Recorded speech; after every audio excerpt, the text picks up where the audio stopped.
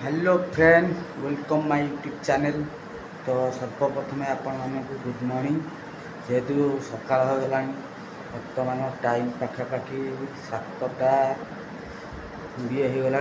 तो बर्तमान 8:30 ड्यूटी। तो बर्तमान मुझे बाहर की अलरेडी रेडी। तो बर्तमान अपेक्षा नहीं। तो चलते जावा आज कौन सब कम कराव स्टार्टिंग कौन रही देखे। चलते जावा।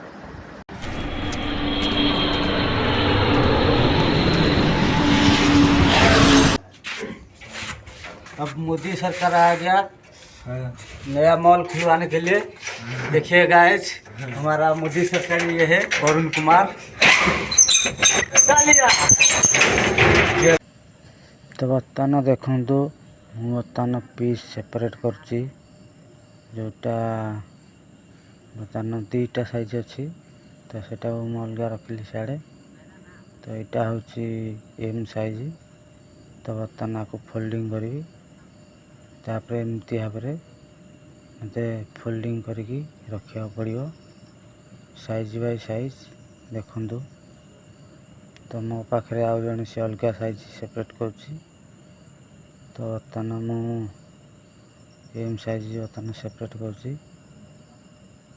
तो फाइनाली मात्र फोल्डिंग हो गला। एमती भाव रखिए, ठीक अच्छे।